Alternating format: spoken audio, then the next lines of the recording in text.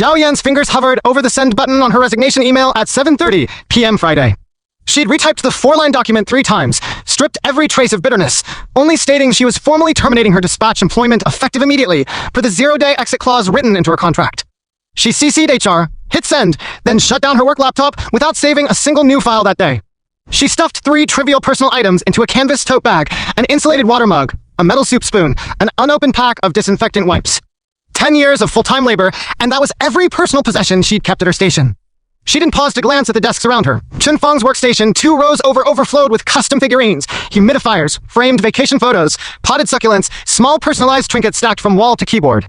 Chunfeng had only been hired 2 years prior, already a permanent full-time employee with yearly raises and department social event invites. Zhao Yan never received a single invite to team dinners, quarterly photo shoots, or internal skill training sessions. She stood, locked her workstation drawer, and headed for the exit badge scanner. The machine pinged a soft chime as she swiped her ID, and the empty corridor stretched out ahead of her. No lingering coworkers, no manager stopping to ask why she was packing up late on a Friday night. No one noticed she was leaving, and no one would notice her absence Monday morning. That quiet realization didn't spark anger. It sparked a hollow, tired numbness that had been building inside her for 3 months. Her phone buzzed nonstop inside her bag as she stepped into the elevator. She pulled it out to check the screen, an unfamiliar local number lighting up the display. She ignored the first call, let it ring through to voicemail. The phone dialed a second time, 10 seconds later, followed by a short text message popping up on her lock screen. Zhao Yan, this is Sun Jianmin. Can you pick up a call? I need to speak with you urgently. Zhao Yan stared at the name for a long beat. Sun Jianmin, the company's CEO, the highest authority in the entire building. In 10 years of clocking in 8 hours a day, 5 days a week, their total verbal interactions amounted to 3 brief passing greetings, 2 quiet good afternoon, mister. Sun. Lines mumbled as he walked past her back wall station by the restrooms, and one single head nod he tossed her way during a company-wide elevator ride 2 years prior.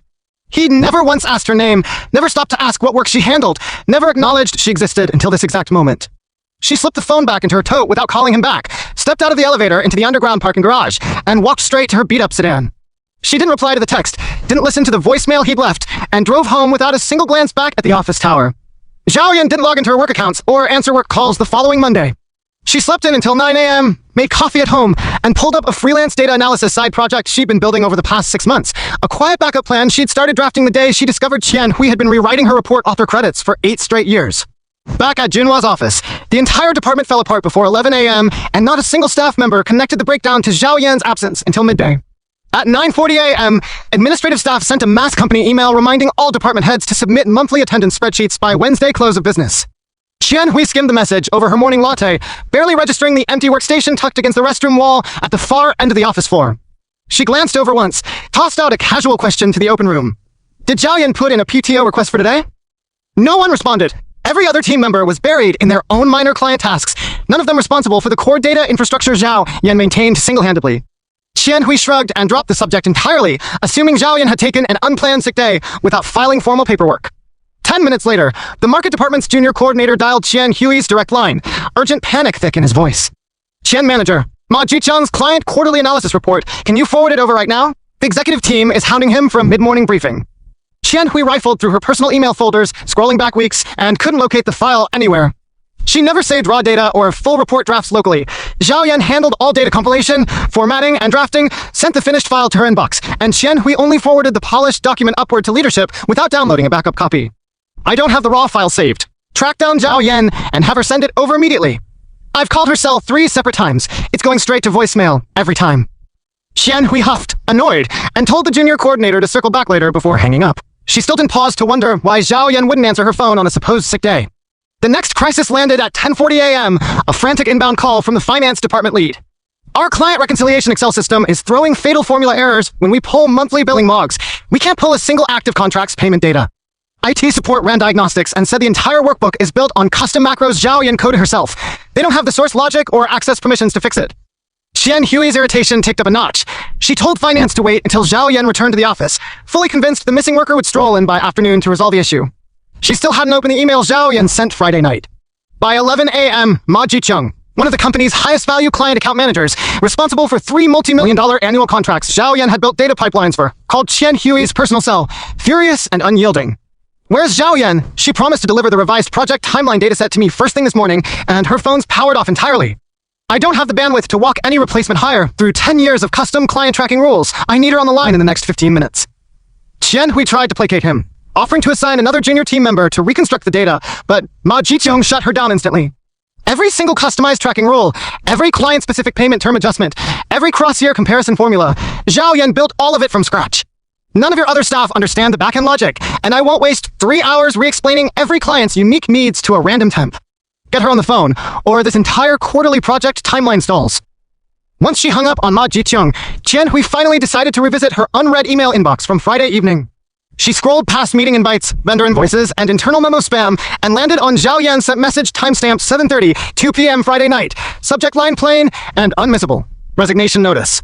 Her coffee mug froze halfway to her lips as she scanned the short body text, the words 0-day exit clause jumping off the screen. She'd never once considered Zhao Yan would actually follow through on leaving the company. Every time the contract worker brought up promotions, permanent full-time conversion, or workstation adjustments, Jian Hui had brushed her off with vague promises. Certain Zhao Yan was too compliant and risk-averse to walk away from steady monthly pay. She'd written 9 straight negative annual evaluations sabotaging Zhao Yan's Zhongjing chances, confident the quiet, unassuming laborer would swallow the unfair treatment indefinitely. Jian Hui was forced to escalate the full scope of the emergency to the CEO's office at 2 p.m. that afternoon. Sun Jiamin's secretary stepped into his private conference room mid-meeting, pulled him aside, and relayed the full breakdown, uttering Zhao Yan's name for the very first time in front of him. Sun Jiamin blinked, confused, and leaned forward across his desk. Zhao Yan? Who was that employee?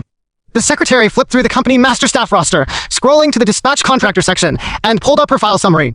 Commercial department, dispatch labor, hired back in 2015. 10 years continuous service, never converted to full-time permanent staff. Sun Jiamin's jaw tightened as he processed the information, glancing at the flood of panicked escalation emails flooding his screen, crashed reporting systems, angry high-value client managers, finance unable to process monthly invoices, a department completely paralyzed over one unknown contract worker's resignation. He realized his Friday evening text and missed call had been ignored entirely, and he grabbed his desk phone to dial Zhao Yan's number a second time, this time leaving a lengthy voicemail requesting an in-person emergency meeting to resolve the department's operational collapse. Zhao Yan didn't return Sun Jiamin's call until late Monday evening, once she'd finished drafting the full archive of raw work file screenshots she'd been compiling over the weekend.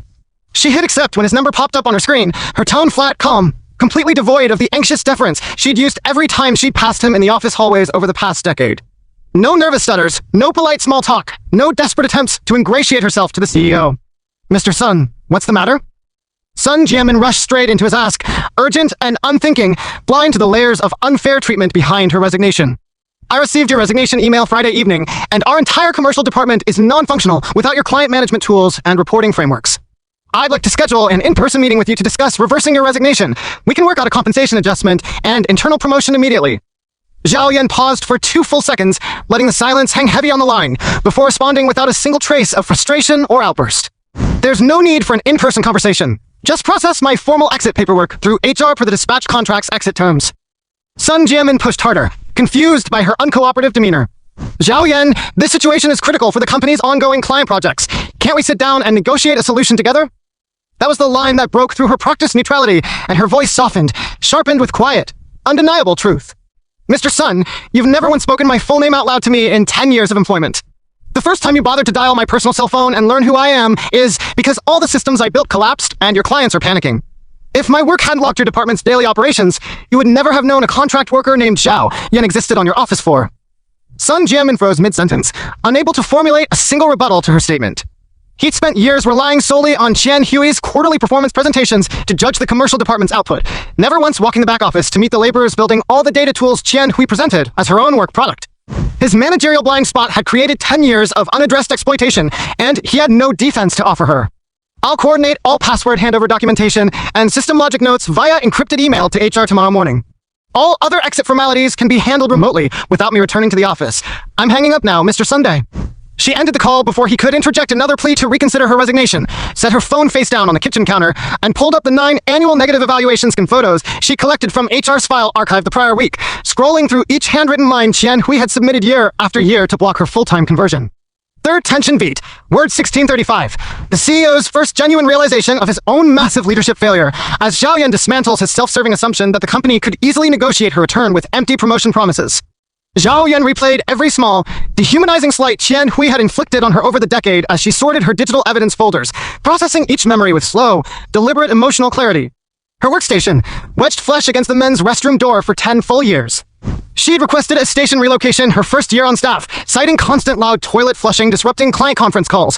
Jianhui promised to swap once another employee vacated a desk, then assigned the first empty workstation to newly hired Qin Feng 2 months later, dismissing Zhao Yan's follow-up requests with patronizing excuses about department space shortages. She'd adapted to the noise by wearing noise-canceling headphones every single workday, muting her phone mid-call every time the restroom door slammed open behind her back, fabricating weak, cell-service interference, lies to confused clients who heard bathroom plumbing noise in the background of their meetings. She tried decorating her desk once, buying a small green pothose plant to brighten the cramped, dim station 3 years into her employment. Qianhui carelessly dropped a thick leather binder directly on top of the foliage mid-workday, crushing the main stem of the plant completely, tossing off a half-hearted apology without offering to replace it. Zhao Yan tossed the broken plant in the office trash bin that afternoon and never purchased another personal decoration for her workstation again, surrendering any small attempt to claim a tiny piece of belonging in the office space. 6 separate times over 8 years, she'd formally requested Qianhui submit a full-time conversion recommendation to HR. Every single attempt was met with a shifting rotation of hollow excuses, annual full-time headcount caps, complicated dispatch conversion bureaucratic hurdles, higher priority staff members needing permanent contracts first, vague, I'll put you top of next year's list, guarantees that never materialized. 2 years prior, Qin Feng received her full-time donjing approval after only 24 months of employment. Qianhui hosted a celebratory team lunch for the new permanent hire, publicly praised her in the department group chat, and patted Zhao Yan's shoulder afterward, dismissing her unspoken disappointment with a cold remark about not fixating on trivial job titles as a hardworking doer. Zhao Yan clicked open a separate folder on her laptop, filled with screenshots of the annual department group photos taken every fiscal year. 9 total photos, each one featuring 11 smiling full-time team members lined up in front of the office conference room backdrop, 0 trace of her figure in any frame. The 9th photo shoot, 3 years back, she'd stepped forward to join the group line, and Qianhui instantly redirected her to hold the group's cell phone camera instead, casually announcing they had enough people in the shot without her. She'd stood off to the side, snapping 3 separate photos of the team celebrating together, then returned to her restroom-adjacent workstation to finish drafting quarterly client reports while the rest of the staff chatted and laughed over catered snacks. Her 10th work anniversary passed unacknowledged the previous July, a full decade clocked in at Junhua with 0 verbal recognition, no small corporate milestone bonus, no brief one-on-one check-in with her manager to discuss career growth. She'd logged into her work computer that morning, stared at her blank desktop, and pulled up the monthly client data spreadsheet without pausing to acknowledge the 10 years she'd poured into the company. No colleague, manager, HR representative, or executive remembered the date at all. She'd spent 10 years burying every sting, every unfair slight, every stolen credit for her work under quiet, consistent productivity, clinging to the hope that sustained high performance would eventually earn her permanent employment and basic workplace respect. But that fragile hope shattered completely the previous Wednesday during a closed-door executive quarterly briefing she was never invited to attend. The conference room wall was constructed of floor-to-ceiling clear glass, and she glanced up mid-report drafting to spot her full client structure analysis presentation projected across the front screen. Every chart, data table, and strategic recommendation built entirely by her hands.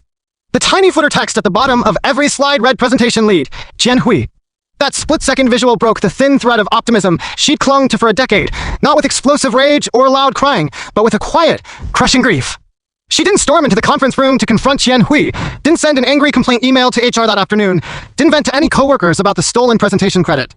Instead, she pulled up her 10-year archive of raw original work files, a habit she'd formed out of routine data backup rather than any intent to collect evidence, and began cross-referencing every original document against the versions Qianhui forwarded to executive leadership. Zhao Yan opened the folder labeled Work Archive 2023 first, selecting the Q3 Core Client Revenue Analysis report she'd spent 12 full workdays drafting that September. She pulled up the original local file saved on her personal work laptop, right-clicked to pull up the document metadata, created September 12th, 2023, document author, Zhao Yan. She then pulled up the forwarded copy Qianhui sent to the entire executive leadership team the following day, downloaded the attached file from her archived sent email chain, and checked its metadata side by side. Modified September 13th, 2023, document author, Qianhui. The only alteration Qianhui had made to the entire 40-page report was rewriting the embedded author tag in the document properties before passing her labor off as her own original analysis. She moved backward through each year's archive folders, cross-referencing dozens of key reports spanning back to her first 12 months of employment, and uncovered the identical pattern repeated without exception across every single deliverable sheet submitted to Qianhui over 10 years. Every raw file she drafted carried her name as the official document author. Every copy Qianhui redistributed to upper management had the author metadata overwritten to display her own name, edited the day after Zhao Yan sent the original draft. The very first client summary report she completed during her 2015 probationary period followed the exact same scheme. Her original file was titled November Client Visit Log Zhao Yan V1. 0. Her name embedded in the document coding. Qianhui's forwarded version was renamed November Client Visit Log Final Draft. Every trace of Zhao Yan's authorship stripped from the file properties entirely. The exploitation hadn't started halfway through her tenure, or after she'd proven her technical value. It had begun on her first week of full-time work. Zhao Yan sat frozen at her kitchen desk, the restroom flushing sound echoing in her head as a phantom memory from her workstation, scrolling through hundreds of matching file pairs and processing the scale of the betrayal step by step, her emotions shifting in slow, painful waves. First, numbing disbelief. She'd spent 8 years accepting Qian Hui's vague team credit counts for department heads excuse, fully convinced the stolen authorship labels were just a meaningless corporate formality, not a deliberate, calculated scheme to erase her contributions entirely. Second, quiet sorrow. Every late night, every emergency midnight data repair, every complex custom macro she'd coded to streamline the department's workflow, all of it repackaged as Qian Hui's individual leadership achievements to secure promotions, annual performance bonuses, and internal company awards. Third, cold, methodical resolve. She realized she held irrefutable, time-stamped digital proof of 10 years of intentional labor theft, paired with 9 years of sabotage Zhengzheng evaluations from Qian Hui stored in HR's official employee file archives. She wouldn't lash out or scream accusations. She would compile all evidence systematically, lay every unspoken, unfair treatment out plainly for company leadership to review, and walk away without a single attempt to beg for a second chance at a workplace that had spent a decade erasing her identity entirely. She closed out all open document windows, splashed cold water on her face to calm the tight ache building in her chest, and walked past her living room window where she could spot Qian Hui's parked sedan outside the office building from the residential high-rise across the street. She watched her manager laugh loudly into her cell phone through the office floor's glass windows, completely oblivious to the damning digital archive Zhao Yan had assembled to dismantle her decade-long scheme of parasitic credit theft.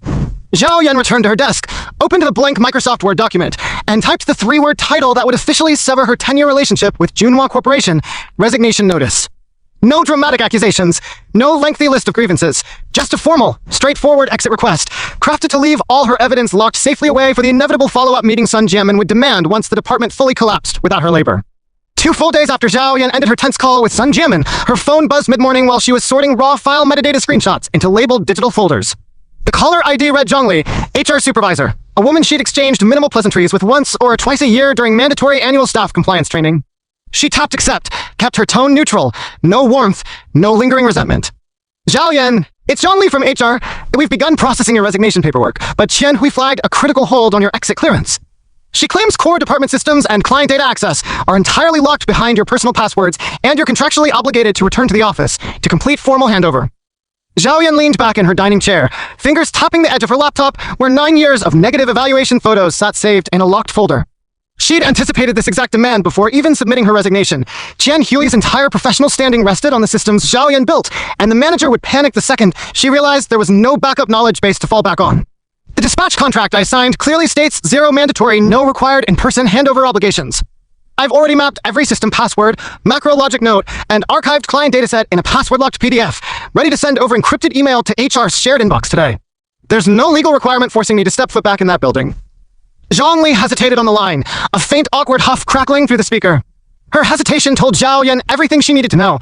HR was fully aware Qian Hui's request was unenforceable, but Zhongli still planned to side with the department manager to avoid workplace conflict.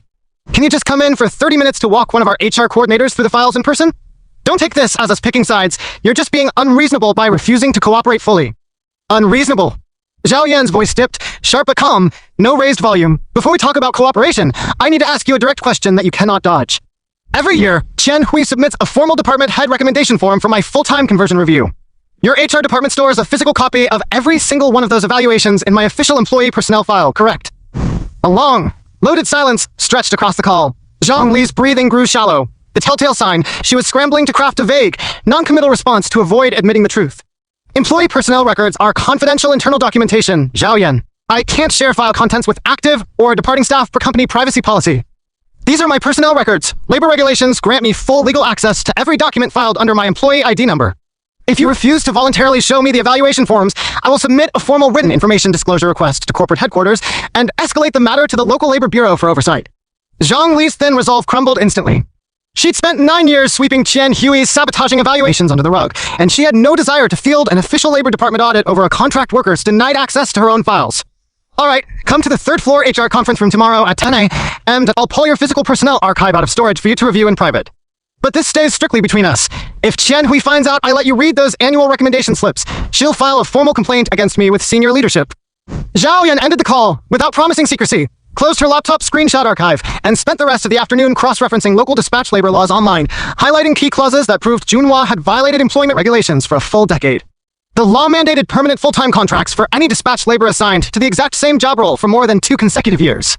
She clocked 10 uninterrupted years on the identical client data and system management position, a blatant, unaddressed violation the HR team had knowingly ignored every single review cycle. Zhao Yan arrived at Junhua's HR conference room promptly at 10 the next morning, carrying only her canvas tote bag and a spare smartphone preloaded with a high-resolution camera app, ready to document every page of the hidden evaluation records. The office front desk attendant barely glanced up to verify her identity, for different receptionists had cycled through the lobby over her 10 years of employment. None of them had ever memorized her face despite daily check-ins. Zhang Li was already waiting inside the closed conference room, a thick brown cardboard personnel folder spread across the tabletop, every page neatly stacked in chronological order dating back to 2016. She slid the stack toward Zhao Yan, her gaze fixed firmly on the table surface, unable to make direct eye contact. Read them quickly, and don't take any physical documents out of this room. I can't risk Qian Hui finding out I pulled these for you. Zhao Yan pulled her phone out of her bag, held it steady above the paperwork, and began scrolling through each yearly department head recommendation slip one by one, photographing every handwritten line Qian Hui had penned to block her promotion and permanent conversion. 2016. Employees' work attitude is passable, but core business capability remains underdeveloped. Permanent conversion is not recommended this cycle. 2017. Lacks professional technical skills and cross-team communication aptitude. Requires extended observation period. 2018. Work initiative is insufficient, needs additional professional training. Hold off on full-time staffing approval. 2019. While possessing basic tenure within the department, overall comprehensive quality fails to meet permanent employee standards. 2020 through 2022 repeated identical, dismissive language, each year tweaking the wording slightly to avoid identical boilerplate, yet landing on the exact same conclusion, deny conversion. The 2023 entry made Zhao Yan's thumb pause mid-photograph, her chest tightening with a cold, hollow ache she couldn't name, no screaming, no tears, just a bone-deep weariness from a decade of unseen labor written off as meaningless. Employees' yearly performance output is unremarkable, with 0 standout measurable contributions. Current full-time headcount allotment is limited. Recommend maintaining dispatch contract status for another fiscal year. 0 standout measurable contributions. She reread the line 3 times, letting every completed task, every late-night emergency repair, every multi-million-dollar client pipeline she built cycle through her mind in a brutal, rapid montage. 847 fully original analysis reports, 23 long-term, high-value client accounts for custom internal business systems built from scratch, 11 after-hours crisis data fixes, including that brutal 2-way. All night back in 2019, Qian Hui had taken full credit for the next morning. All of it erased in one single handwritten sentence scrawled by her manager once a year, hidden away in a locked file cabinet, so she would never discover the truth. Zhao Yan stacked the paperwork back into the cardboard folder slowly, her fingers pale white where they gripped the paper edges, the phone's photo gallery now filled with irrefutable proof of 9 years of calculated sabotage. She lifted her gaze to meet Zhang Li's eyes for the first time since stepping into the room. Did your HR team conduct any cross-department performance verification to validate Qian Hui's yearly negative assessments over these 9 cycles? Zhang Li shifted uncomfortably in her office chair, picking at a loose thread on her blazer sleeve, her voice small and defensive. Department managers hold primary authority over their team's performance reviews.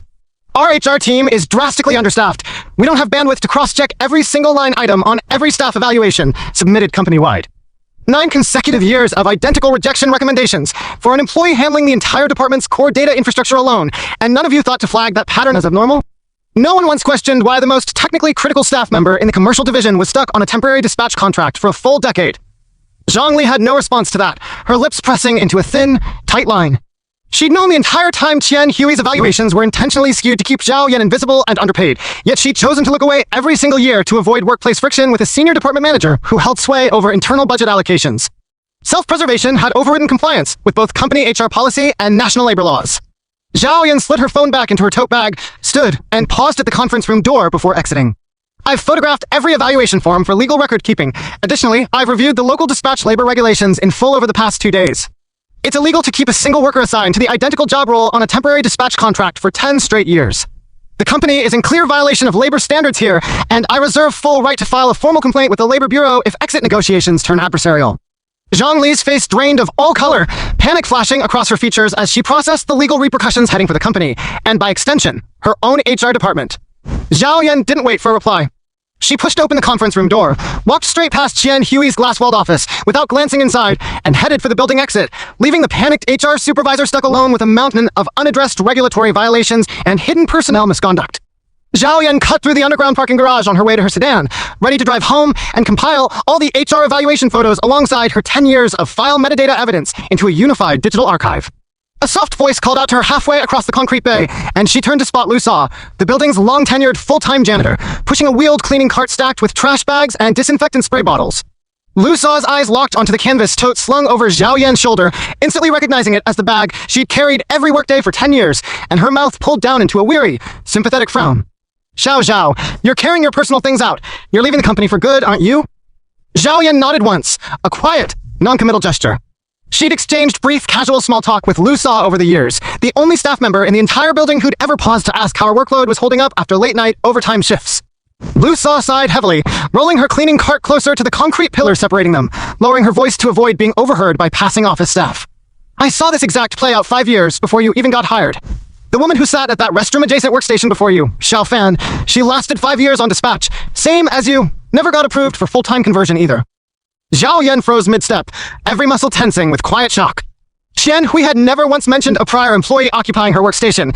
HR had never referenced another long-term dispatch laborer in the commercial division during any compliance training, and she'd never heard a single coworker utter the name Xiao Fan in 10 years of daily office interaction.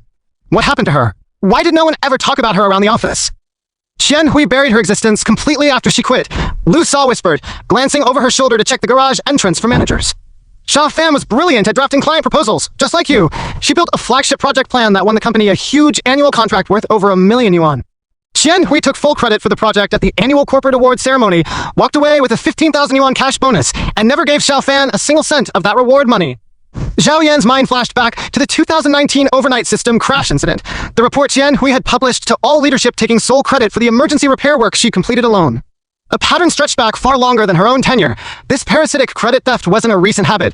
It was Qian Hui's established, years-long playbook to climb the corporate ladder at the expense of silent contract workers. After Xiao Fan quit, I cleaned out her workstation drawers a week later and found an unsent formal complaint letter addressed to the CEO's office tucked under a stack of old printouts. It detailed every stolen project, every rejected conversion request, every unfair slight Qian Hui inflicted on her over 5 years. I can't read complex written words, so I left the letter right back in the drawer where I found it. By the next day, the entire workstation had been fully cleared out, every document, note, and personal item disposed of entirely. Lu Sa studied Zhao Yan's exhausted expression, a flicker of recognition crossing her face. You're walking out over the same garbage treatment, aren't you? They drain all your hard work, take all the credit, lock you out of full-time staff benefits, and pretend you don't exist the second you stop being useful to them.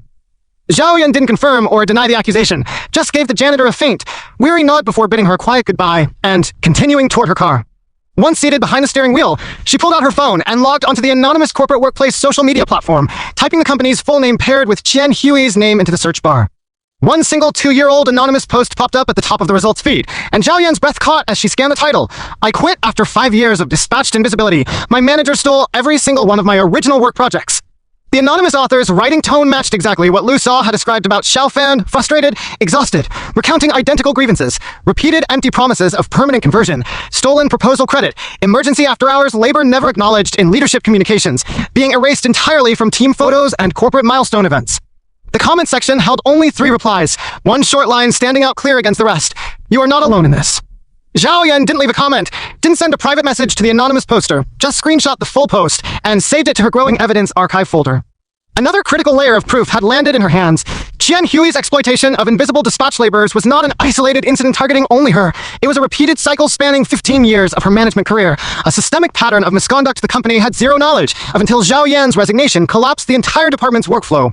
Back home in her apartment, Zhao Yan set her laptop up on the dining table and began organizing every piece of evidence she'd collected over the past week into clearly labeled digital subfolders, sorting them by category for the inevitable mandatory in-person meeting Sun Jianmin had demanded she attend alongside Qian Hui present. Folder 1. 10 years of raw versus stolen work file metadata screenshots. 100 cross-reference document pairs, spanning every fiscal year of her employment, each side-by-side image proving Qian Hui manually overwrote her original author metadata to claim all original work as her own output. Folder 2. 9 annual negative conversion evaluation photographs. Every handwritten sabotaging line Qian Hui submitted to HR to block her permanent employment, stored as high-resolution timestamped images with HR's physical file folder background visible in every shot to verify authenticity. Folder 3. Predecessor Xiao Fan supporting evidence. Screenshot of the anonymous workplace post, paired with written notes transcribing Lu Sa's garage conversation detailing Qian Hui's prior theft of Xiao Fan's award-winning project and 15,000 yuan bonus. Folder 4. 10-year quantified work output master spreadsheet. A meticulously calculated breakdown of every measurable deliverable she'd completed single-handedly over her tenure, 847 independent client analysis reports, 23 managed high-value client accounts totaling 230 million yuan in cumulative signed contracts, 4 fully custom-built internal business systems, 11 emergency after-hours data crisis repairs, and approximately 17 million yuan in annual corporate operating cost savings from her data workflow optimizations. Every single number cross-referenced against archived work emails and client contract records for verifiable proof. She pulled up the spreadsheet and stared at the cold, objective data laid out across the screen, contrasting it against Qian Hui's handwritten line from the 2023 evaluation. 0 standout measurable contributions. The stark contradiction between tangible, revenue-driving work and the manager's deliberate slander felt absurd enough to make her huff a quiet, bitter laugh. Her phone buzzed with an incoming WeChat message mid-review. The sender ID marked Ma Jicheng, the high-value client manager whose entire project timeline had ground to a halt the second she resigned, the man who'd called Qian Hui furious Monday morning demanding her contact information. Zhao Jia, I heard the whole department's data systems are completely unusable without your setup. The company's replacement staff can't wrap their heads around any of your custom client tracking logic, and I've already decided I won't renew my multi-million annual contract with Junhua once it expires this quarter. I've got a close friend running a mid-sized data service startup. They're actively hiring a senior client operations director with your exact technical skill set. Base salary triple what you were making at Junhua, full permanent contract, unlimited creative control over internal data architecture. If you're interested, I can pass your full resume over to the founder this week for an immediate interview slot. Zhao Yan stared at the message for a long minute, a tiny flicker of quiet hope stirring inside her chest for the first time since submitting her resignation. For 10 years, the only recognition her work had ever received was stolen credit and hidden negative evaluations. Now one of the clients she'd supported tirelessly for nearly a decade was offering her a leadership role with pay triple her current wage, genuine professional respect, and permanent full-time employment from day one. She typed a short, sincere reply back to Ma Jicheng. Thank you so much for the opportunity. I'd love to hear more details about the position. I'll send over my full professional resume to you this evening. After hitting send, she closed out the messaging app and returned to her evidence archive, copying every single folder onto a portable USB drive she purchased the day prior, labeling the storage device simply Original Proof Materials. She slid the USBs safely into her canvas tote bag, knowing in 3 days' time she'd be stepping back into Junhua's executive conference room, face-to-face with both Sun Jianmin and Qian Hui, ready to lay every 10 years of hidden exploitation out on the table for the CEO to witness firsthand. The final thought lingering in her mind as she shut her laptop down for the night. Qian Hui had spent a decade building her management career on stolen labor and hidden sabotage, convinced her invisible contract worker would never possess the evidence or courage to hold her accountable. That illusion was about to shatter completely in front of the company's highest leadership.